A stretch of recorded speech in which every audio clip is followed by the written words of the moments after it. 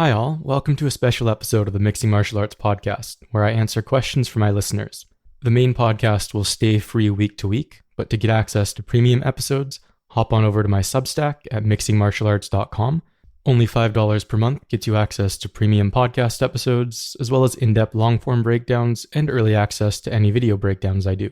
Now, without any further delay, our first question comes from Evan Lee on Substack, who asks, I'm curious what your general approach is to analyzing fights. I don't really have a specific process for individual fights. My brain kind of just takes care of that on autopilot. The question of what's happening is usually pretty straightforward, and the why of it I usually understand pretty intuitively at this point. Although as for tips, I would recommend focusing on the main things that are working for both fighters and kind of working back from that. Like if somebody's consistently landing the right hand, what are they using to create those opportunities? How are they setting it up? What openings is the other guy presenting that's allowing them to keep doing it? And how do they adjust to those as the fight goes on? I usually keep my eyes somewhere in between both fighters. I just feel it lets me see what both guys are doing pretty well. Although if I'm focusing on a specific fighter for a breakdown I'm doing on that guy, I might focus a little bit more on him. I have more specific and detailed thoughts on how to analyze fighters or concepts though. When I'm doing a breakdown on an individual fighter, the first question I ask is, what are their high percentage weapons? And I kind of work backwards from that. So what do they do that wins them fights? What are the things that, if you're facing them, you most want to take away or not get hit by? And then once you've found what their high percentage tools are, you can work backwards from that and kind of like see the full outlook of their game. So how do they set those tools up? How does their preferred distance and patterns of movement and footwork enable those tools? How do they respond when someone's prepared to deal with their usual setups or the usual ways that they go about attacking with those weapons?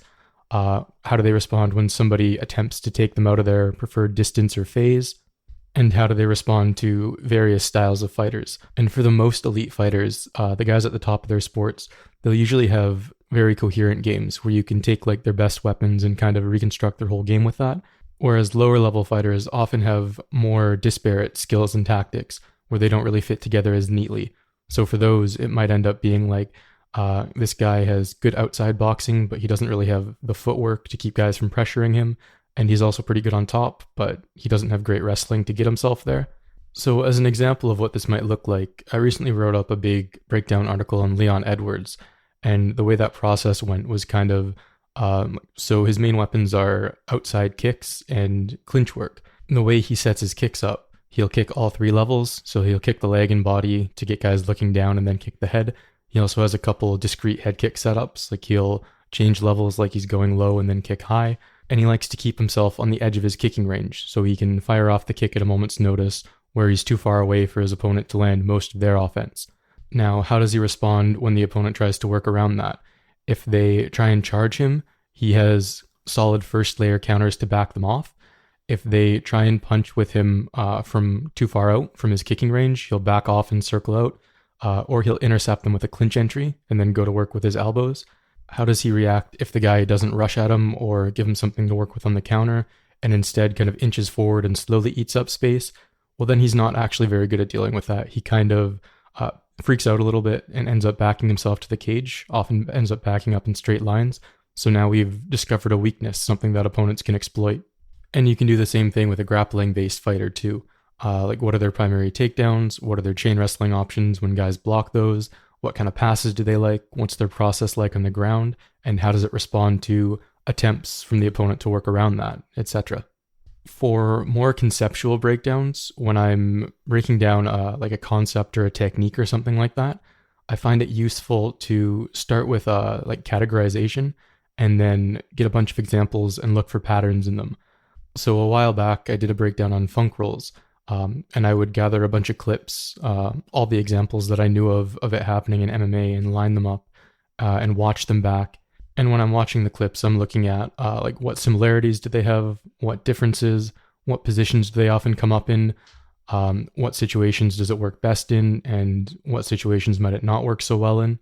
And once you've looked at examples and understand the basic mechanics of what's going on, so like how to do the sweep or how to do the takedown you're looking at. And if you don't have firsthand experience with this, this is where instructionals can help a lot.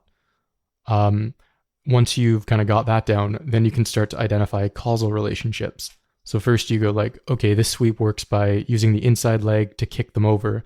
And then the next step is going to, all right, he's going to this sweep because the opponent has their weight distributed unevenly. And then once you have an idea of, you've kind of sorted it into categories, these are the different forms of this is the different positions they come up in. You understand the mechanics and you have an idea of the why things are happening, what their purpose is and the strategy behind it. Then you can start working a little bit deeper on pattern recognition. You might say like, okay, if this sweep works best when their weight is distributed this way, then what tactics is the guy using to manipulate their weight to set up the sweep?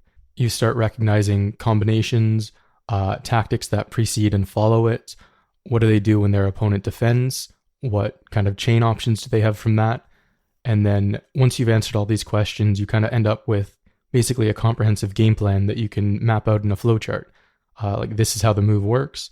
These are the situations it works in. This is its purpose. These are their entries. If they respond like this, then you do this. I think this is generally more intuitive with striking, just because there's less moving parts and like less specific technical knowledge you need. Like with grappling, there's a lot more things that you can't really see that are happening. But I think it works pretty much the same way for any kind of concept or technique, as long as you're familiar with it or can like find resources to become familiar with it. Next up, we have some questions about Western influence over Muay Thai and the difference between traditional Muay Thai and entertainment Muay Thai. That's a pretty big topic that I'm probably going to have a lot to say about, so I'll hold off on that a little bit and get to it later. The next question I'll answer is from William Gong on Substack. How can foot sweeps be used to set up strikes? This is a fun one.